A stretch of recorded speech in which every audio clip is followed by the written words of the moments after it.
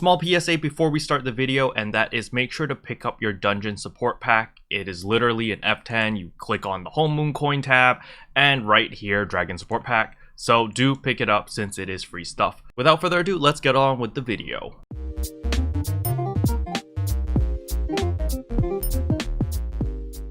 Hello everyone, today we're going to be talking about increasing your damage output without investing into new gear.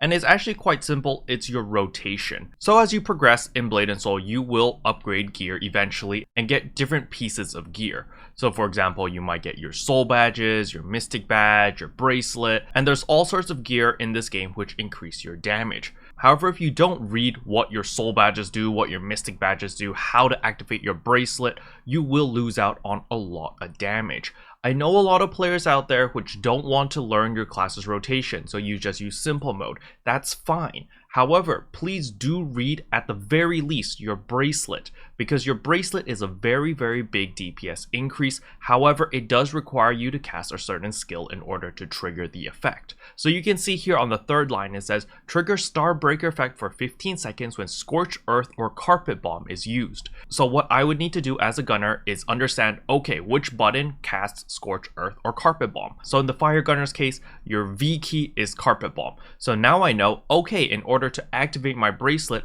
I will need to press V. Because the thing about simple mode is it will not activate your bracelet. So even though you don't know your rotation and you're using simple mode to overcompensate, you still need to actually physically cast certain skills in order to proc all these modifiers. And if you're not proccing your bracelet, you're losing out on a ton of damage. So you can see here that I'm losing out on 370% attack bonus on my quick shot, which is my auto attack. I'm losing 1120% on my unload, which is one of my sustains, and I'm also losing out on 2450% attack power on my destruction bullet storm, which is my burst. And this applies to every single class. You need to read. So let's hop over to my Force Master and I'll show you what I mean. Alright, so here we are on my Force Master. I'm going to press I to open up my inventory and I'm going to look exactly on my bracelet. So again, we're going to read the third line, which says trigger Starbreaker effect for 18 seconds on successful dual dragons.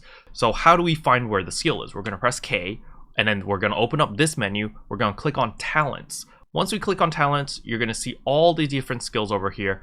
And if you untick view enhanceable skills, you can see the entirety of all the skills that you have. However, we don't need to do that because we can see right here, dual dragons. Dual dragons is your F key. So you're going to know that, okay, whenever I cast this skill, it'll activate my Starbreaker bracelet. And if you hover your mouse over the skill, it also tells you other items that it'll also proc. So you can see here, enhancing conditions.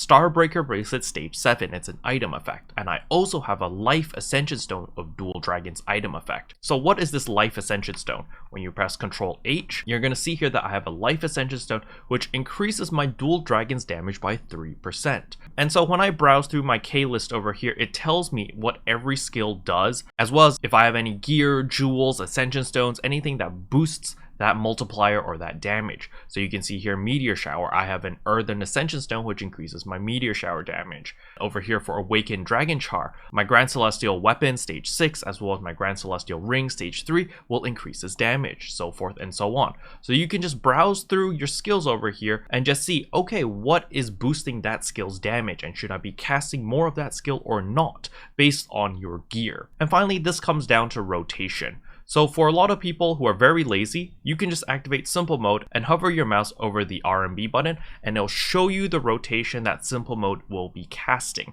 It's not always ideal, such as for the Fire Force Master, it's okay if you have the badge and if you have BNS Buddy with a small tweak here and there. It will make your life much better, make the rotation a lot more efficient. But for the most case, if you don't know how to play your character and you don't want to learn, just use simple mode, but do read what activates your bracelet, your soul badge, and your mystic badge. These are very important things because your soul badge, your mystic badge, and your bracelet, these three are going to be your big ticket items that you're going to need to read in order to understand, okay, what procs it. So you can see here for my Aransu Mystic Badge, trigger Smoldering Ash when using Shadow Grasp. It gives me 8,500% attack power bonus for 5 seconds on Smoldering Ash. So how exactly do I activate Smoldering Ash? I need to cast Shadow Grasp. So what is Shadow Grasp on?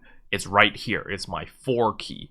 So you're going to see that in simple mode does not cast shadow grasp for me. It does not press the 4 key. So I am missing out on this 8,500% extra damage. So I do need to keep in mind that I need to make sure that I do press 4 once in a while. Luckily for Force Masters, it does cast Dual Dragon. You can see right here at the very beginning, the first spell it's going to cast is Dual Dragons. So you don't need to worry about the bracelet for the Force Master. However, for the Fire Gunner, for example, or the Shadow Gunner, it will not proc your bracelet. So for each class, you need to read your simple mode rotation to see if you are proccing the gear in order to get all this damage multipliers. And last but not least, you may have noticed that some people attack very, very quickly versus you where you're attacking very, very slow. So what determines this? Unfortunately, because of the way that Blade and Soul is coded, the net code in particular, the lower your ping is, the faster your attack speed is going to be because the server is going to recognize more inputs and actually register them. However, if you're high ping, your attack speed is going to be significantly slower than someone else with low ping. Unfortunately, there is no surefire fix to this. However, there is a band-aid solution. And that brings us to today's sponsor, which is Exit Lag. So Exit Lag is a ping reducing program, and it works especially well for me in Blade and Soul. It lowers my ping significantly. Without Exit Lag, I'm on like 500, 600 ms, and with Exit Lag, I'm around on 280 ms to 300. It's not great, but it does lower it significantly, and most importantly, it's stable for me. So I've been partnered with Exit Lag for quite some time now. I've been working with them for over 2 years. However, I know that my promo code keroppi was not working for 2 weeks, so we quickly resolved that, and now it is working. So if you are planning to use Exit Lag, feel free to use my referral code in the description below and type in keroppi, and you'll get 20% off on any of your purchases. So you can do this multiple times. It's not a one-time thing, and this code will not expire. So you can use it now, you can use it later. It doesn't matter. It will save you 20% flat no matter what you do. By the way, I'm also giving out 10 Exit Lag codes for free. All you need to do is comment below on why you think you deserve an Exit Lag code. But yeah, that's really all I wanted to talk about in today's video. Hopefully you guys found it helpful. If you did, I would appreciate a subscribe, and I'll see you guys in tomorrow's video. Bye. What can I say except you're welcome, for the heels